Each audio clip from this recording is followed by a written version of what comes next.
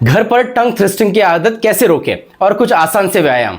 क्या आप जानते हैं हम रोजाना 1000 से 2000 बार निगलते हैं और हर बार हमारी जीभ हमारे दांतों पर लगभग 2 किलो तक का दबाव डालती है। सोचिए अगर जीभ की पोजीशन ही गलत हो तो आपके दांतों पर कितना असर पड़ सकता है। तो आज हम बात करेंगे टंग थ्रस्टिंग की आदत के बारे में, इसके कारण, इसके नुकसान और सबसे अहम बात घर पर इससे रोकने के लिए नेचुरल तरीके और एक्सरसाइजेस। टंग थ्रस्टिंग क्या होती है?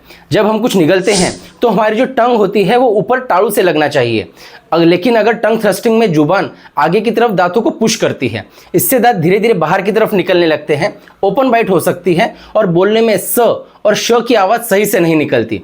ये स्पीच प्रॉब्लम को भी ट्रिगर करता है जिसे लिस्पिंग बोलते हैं। टंग थ्रस्टिंग के क्या कारण हो सकते हैं? अगर कोई बच्चा लंबे समय तक अंगूठे को चूसता है, पेसिफायर का बहुत ज़्यादा यूज़ करते हैं, मुंह से सांस लेने की आदत होती है, बढ़े हुए टॉन्सिल्स या एडेनॉइड्स, नाक बंद होना या नाक की एलर्जी होना, गलत निगलने की आदत और कभी कभी स्ट्रेस।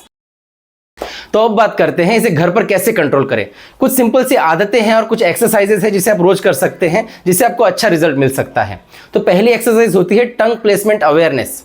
सबसे पहले समझिए कि आपकी जीभ की सही पोजीशन क्या है। जीभ का सिरा आपको अपने सामने के दांत के ऊपर, तालू के ऊपर सटा के लगना चाहिए। जब भी आप आराम करें, बोले या निगले, कोशिश करें कि जीभ इसी पोजीशन में रहे। नाक से सांस लेने की आदत डालिए।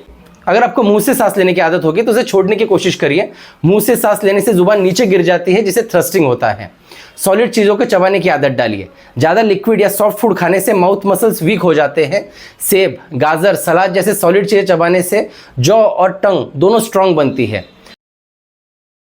तो अब कुछ आसान एक्सरसाइजेस देखते हैं। सबसे पहली एक्सरसाइज होती है कैंडी एक्सरसाइज। एक शुगर फ्री कैंडी जीभ के सिरे पर रखें। जीभ के सिरे को तालू से दबाएं। दांतों को बंद रखें, होठ खुले रखें। अब निगले। ध्यान रखें कि जीभ आगे ना आए और दांत बंद ही रहे। इसे आप रोज से 10 से 15 बार करिए और दिन में 3 से 4 बार करिए। इससे आपको बहुत ही अच्छा रिजल्ट आएगा। दूसरी एक्सरसाइज होती है स्पॉट एक्सरसाइज। टंग की जो टिप है उसे आप पैलेट यानी तालू के उस स्पॉट पर रखें जहां ट या ड की आवाज आती है। 5 सेकंड तक वहां पे होल्ड करिए और छोड़ दीजिए। दिन में इसे 10 बार दोहराइए। दूसरी एक्सरसाइज है बटन होल्ड करना। एक बटन में धागा बांधकर उसे जुबान पर रखें, ऊपर तालू की तरफ पुश करें। कोई दूसरा हल्के से धागे से खींचने की कोशिश करें और आप बटन को गिरने ना दें। इससे टंग की ग्रिप और कंट्रोल दोनों इंप्रूव होती है। तीसरी एक्सरसाइज है कंट्रोल्ड वाटर स्वेलिंग। मुंह में थोड़ा पानी लें, जुबान को स्पॉट पे रखें और बिना लिप्स को मूव किए पानी निगलने की कोशिश करिए। इसे भी आप दिन में 10 से 15 बार करने की कोशिश करिए।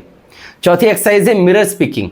आईने के सामने बोलने का अभ्यास करिए। स, श, ट, द बोलते समय देखिए कि आपकी जुबान बाहर तो नहीं आ रही है, और अगर आ रही होगी तो उसे जेंटली उसे अंदर लीजिए और उसी स्पॉट पर रखने की कोशिश करिए जहां पे आपका तालू होता है। पांचवी एक्सरसाइज होती है लिप सील और ब्रीदिंग। होठ बंद करें, दांत थोड़े खुले से छोड़े, जुबान स्पॉट पे रखें, नाक से धीरे धीरे सांस ले। 2 मिनट तक ये करें और ये रोजाना 10 से 15 बार आप कर सकते हैं। एक बोनस ट्रिक भी आपको बताना चाहता हूं जिसे कहते हैं शहद ट्रिक। जीभ को रूफ पर लगाकर शहद को चाटे, इससे जीभ की मसल्स और भी मजबूत होगी। इसके बारे में एक इंटरेस्टिंग फैक्ट भी है। एक स्टडी के अनुसार लगभग 60% बच्चों को स्पीच प्रॉब्लम टंग थ्रस्टिंग की वजह से होती है। अगर ये हैबिट टाइम पे सुधार ली जाए तो ना ब्रेसेस की जरूरत पड़ेगी और ना ही स्पीच थेरेपी की। तो आज आपने जाना टंग थ्रस्टिंग क्या होती है, क्यों होती है और उसे कैसे घर पर ही एक्सरसाइज से कंट्रोल किया जा सकता है। सिर्फ 10 मिनट रोज दीजिए और आपको खुद रिजल्ट महसूस होगा। कमेंट में हमें बताएं कि आप या आपका बच्चा इस हैबिट से सफर करते हैं। अगर करते होंगे तो आप इस एक्सरसाइज को जरूर ट्राई करिए और हमें कमेंट में बताइए कि इससे आपको क्या इंप्रूवमेंट मिली। तो शुक्रिया दोस्तों, मिलते हैं अगले नेक्स्ट वीडियो में एक और हेल्दी स्माइल के साथ।